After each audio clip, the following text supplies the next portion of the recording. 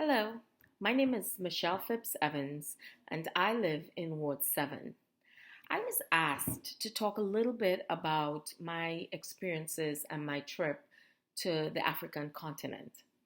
So, I've been to the African continent twice.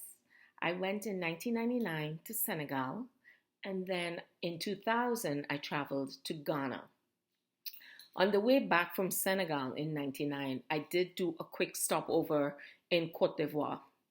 And so I have a little bit of experiences with the continent. Not a lot, but I totally enjoyed my trips to Africa. So the reason why I went was because in 99 and in 2000, I worked for a magazine called Black Diaspora Magazine. I was the editor of the magazine. And one of the things that we did was take African Americans, African Caribbeans, other people in the African diaspora to Africa so that they can find out a little bit more about themselves, so that they can rediscover their African roots around Thanksgiving. And so the first year we went, we had several different people who this was their first time on the continent, many of them first time on their airplanes. And so it was an exciting time for a lot of people. What was distinctive for me the most when I first went to Senegal was Gorée Island, where the door of no return existed, where for several Africans, that was the last time that they saw the continent before they ended up in chattel slavery in the Americas, either the Caribbean or America or Brazil or anywhere else. And so it was really a fascinating and a very touching experience for me to be there in Gorée Island and to actually peep through the door of no return. The other part that I was so impressed by was just the beauty of Senegal and just the people and the culture. Of course, you know, Senegal is a French-speaking country, and my native tongue is English, and so there was a little bit of a translation and for me. But I was able to learn a lot about the culture and a lot about the people. And one of the things that when I went to Africa, that I always had at the back of my mind, based on what people have always told me, was that Africans didn't care for those of us in the diaspora. But when I got to the continent, I saw that was inaccurate. Many of them were very welcoming and saying, "Welcome home, my sister," which I thought was very touching. And you know, when you think about it, where we're the descendants of people of African descent, of those former slaves. When you think about it, the child who might have been a slave, who was enslaved on Gorée Island, who was enslaved and taken off through Gorée Island, leaving Senegal, and they left their country, they never saw it ever again.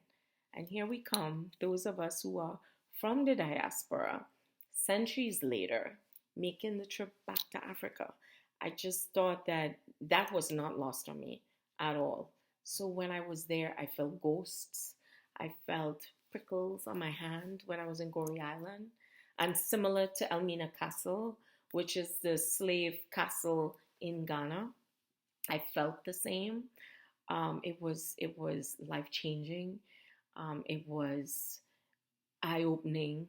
I mean, I had done history. I'm a history minor in college, and so I've done slave history. I've done Caribbean history. I've done American history.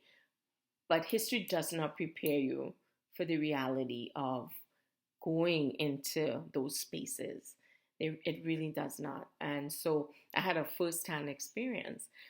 And in Ghana, I felt even more touched because my dad always said that we were Ghanaian by nature, that our people came from Ghana.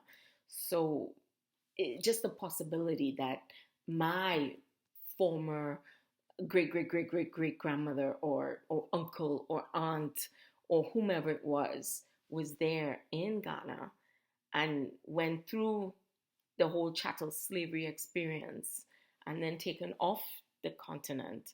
And then here I come back all these centuries later. It just wasn't lost on me. And one other nice little thing is when I went to Ghana in 2000, that's where I met my husband. Antonio, who is an African American from St. Louis, who was on the trip with us. And we were able to connect in Africa. And in 2000, I moved here in DC in 2001. Um, and we've been married since then. It's been about 19 years this year in 2020. And even more special, our 15-year-old daughter went to Ghana last year on a scholarship with the Lockridge Foundation. So it was she, as well as three other high schoolers, as well as some adults who went during the year of the return in 2019. And so she was, I could tell she was touched.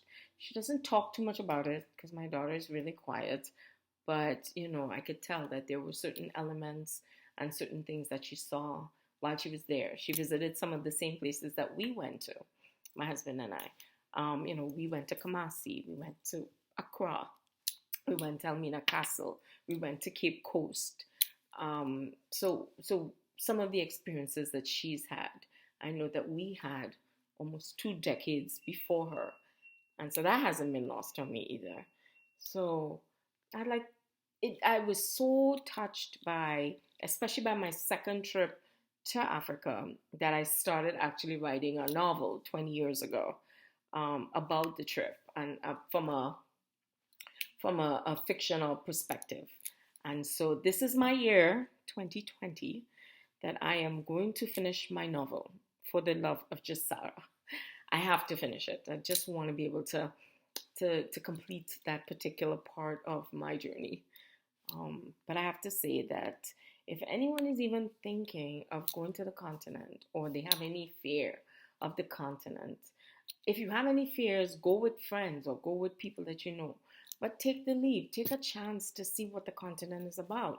Everything that people said about it being a dark continent and all of that, no, Africa is so people rich, so culturally rich, so very rich in minerals and its people and its culture, that it just completely changed my life. And I have to say to them, my mom, she went to Ghana and Senegal last year from a trip in the Caribbean that she did from the Caribbean with her church group. So my family has definitely been moving around and visiting the continent, and for that I'm really grateful. So thank you for listening. This is Michelle Phipps-Evans again, and I appreciate you listening to this conversation.